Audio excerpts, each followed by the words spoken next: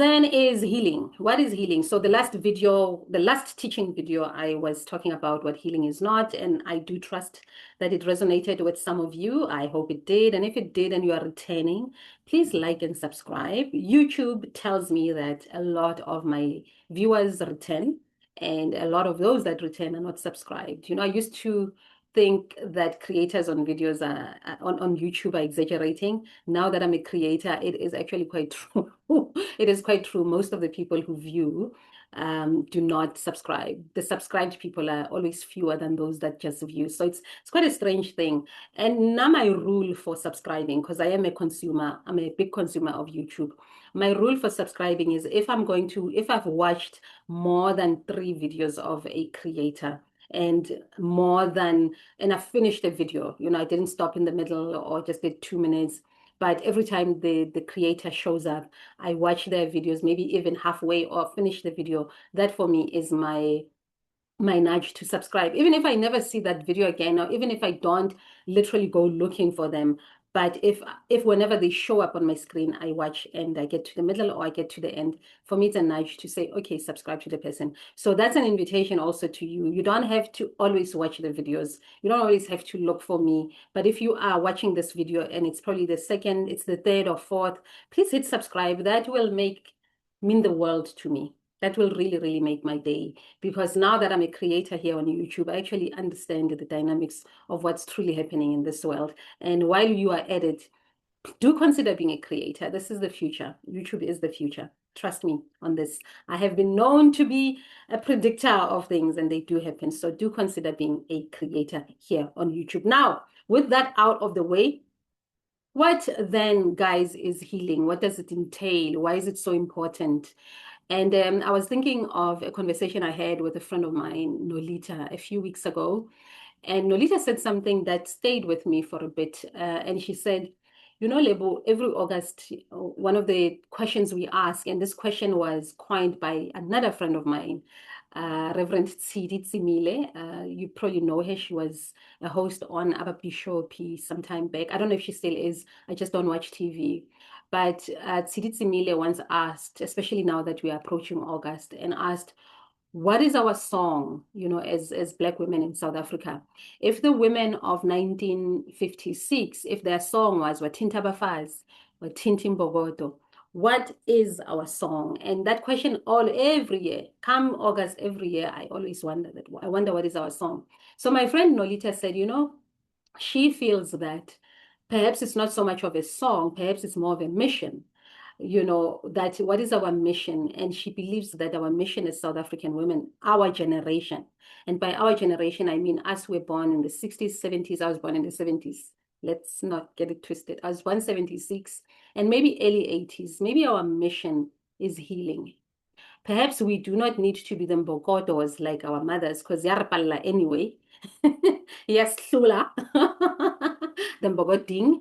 Perhaps our mission is healing. And I remember that stayed with me so much. And I'm like, okay, perhaps this is the journey of healing. And I've been in the healing space for a while, for just over 10 years. And I don't know, I feel like she is right. Especially if you look at how much a lot of women do pop out to one. So if I were to answer in one sentence, what is healing? Healing is a process of returning to wholeness. Healing is the process of taking all the parts of you that you have silenced, that hurt, that you have compartmentalized, that get triggered on Twitter or on social media, all those parts of you that you've sort of neglected. When you look at them, when you open that drawer and start looking at them and say, oh, I'm an abandoned child, or I'm a rejected child, or this and this happened to me in childhood, in teenhood, in early 20s. When you do that, literally do that, not read a book about it, not listen to a podcast about it, not agree about it, not know about it, but look at it and say, this is me at 10 and this happened to me.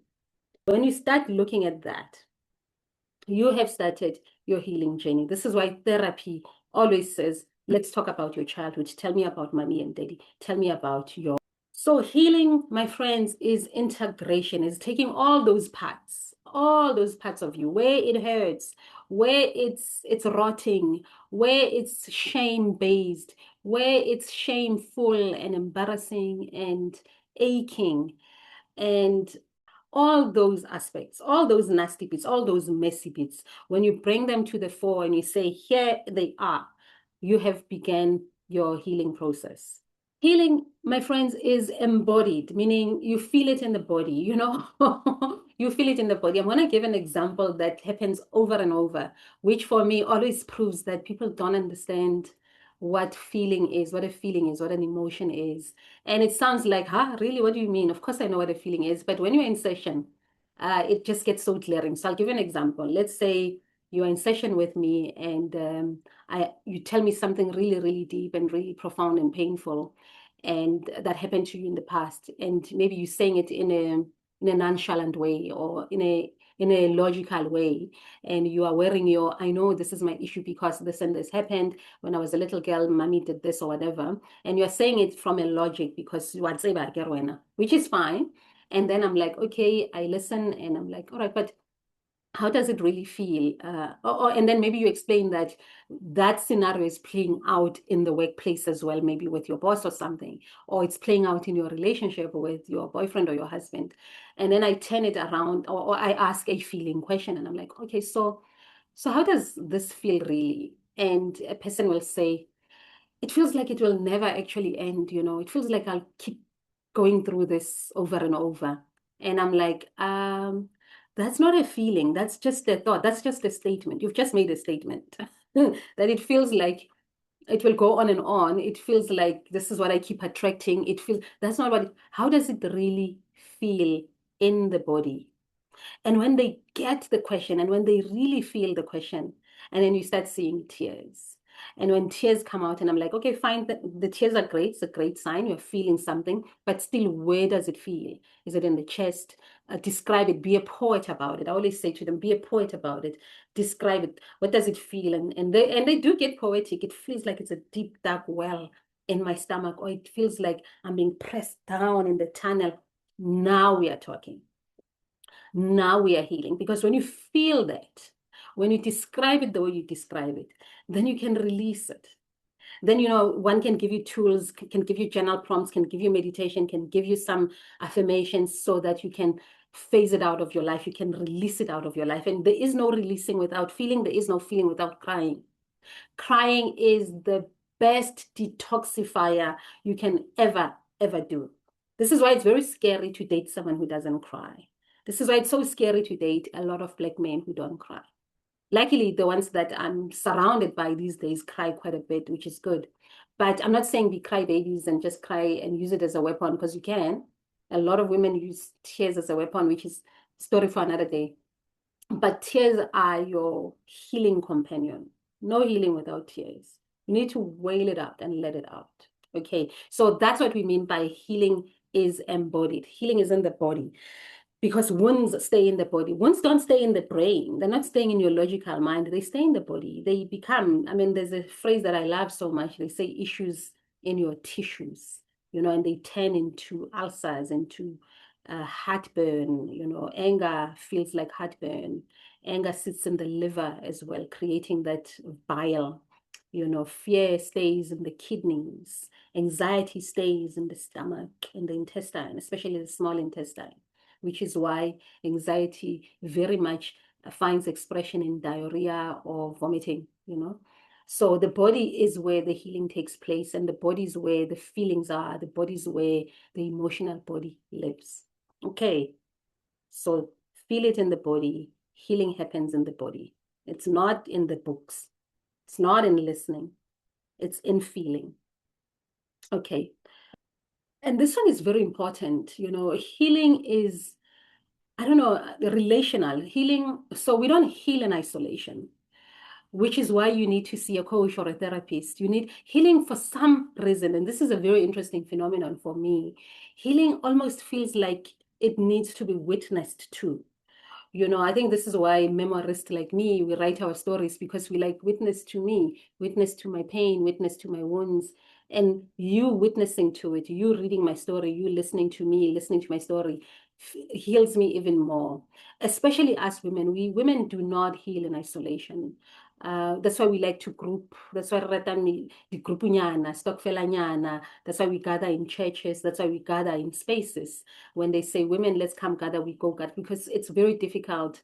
It happens, but we don't heal well in isolation. I think when you are witness to, when your pain is being seen, is being recognized, is being acknowledged, it's been observed, it's like this quantum physics thing that an object, you affect the object by seeing it. If a flower, I'm looking at my flowers, my flowers are a particular way, but when I raise my head and I look at the flower and I admire it, apparently I've changed it somehow. That's quantum physics things, guys. Reading. So healing is also very relational. What does that mean for you? It means um, if you know that you are healing, it will also be seen by others. That's why when you are healing and you've healed, a lot of people notice, and your partner will feel it, your children will feel it, your friends will know it and feel it because your healing affects them somehow. So that's the double meaning of relational. It's relational in that you heal easier and faster and better when you are in part of the group. And I suppose that's what AA, Alcoholics Anonymous, those groups are, because all they do really is someone saying, hi, I'm Lebupule, I'm an alcoholic. And then I say my story and I tell the story of shame and guilt and all the things that I've gone through. And what do the other fellow alcoholics do? They just listen. They listen to you. And that's half the time what coaches do when you talk. In my sessions, I hardly ever talk. Well, I'm a teaching coach, so I will give you concepts, but half the time I'm listening to you non-judgmentally. And that speeds up your healing. So you need a safe space to heal. You cannot heal if you don't feel safe in a space. Okay. And healing is ongoing. I did speak about this in the last video where we spoke about what healing is not. Healing is ongoing. And for the same reason that I explained that when you move higher, let's say you come to me and you are a single woman and you're dealing with a particular issue, and we work very hard and you feel like you've really reached a particular point, you've healed on that issue, and then you get into a relationship and that issue comes back again. Let's say maybe it's an issue of selfishness. Maybe people keep telling you that you are selfish, you are not generous enough. And maybe we discover that you have a fear of lack, and then it goes back to childhood. There was no food or whatever the case is. But the point is the wound of lack. You feel like there isn't enough, you are not enough, there's not enough, you can't share, and so on. And then we work through you are a single woman. And then you get into a relationship, and guess what? You get into a relationship with a man who is extremely generous and generous with things and with friends. And, that leg thing of yours kicks in like, hey. And because you are now in a different space. Are you with me? So it's ongoing in that. It's a rhythm, it's cyclical, it's seasonal. It's very, very interesting, the thing of healing. Okay. So yeah, guys, that's sort of it on healing, and maybe some parting shots on healing. And like I say, if you want more and you want to dive deep into these things, join me on Patreon, book a session with me, and let's see where we go. But healing, really, guys, it's a return to your truth. It's a gathering of all fragments of yourself, and you putting them together, you take them, you look at them. It is the courage to feel everything you've avoided to feel. It is the courage to not respond to triggers, not because rationally but you are not triggered anymore. Things that used to trigger you no longer trigger you because you are healing. That's a big sign of healing. Things that used to matter so much do not matter anymore. You know that healing has taken place. Healing is claiming your story, owning your story fully, shame and all, and transcending from those. So I hope this is helpful. Next week, we'll talk specifically on why men, let's start with men this time because we've done the mother, getting really busy. Let's talk about why men, especially Black men in South Africa, need to heal and how healing, oh man, if Black men can heal, guys, we would literally leap into the fifth dimension. Leap into the fifth dimension. Okay, so this, my friends, is it for now, and this is my story. I cannot cannot wait to hear yours.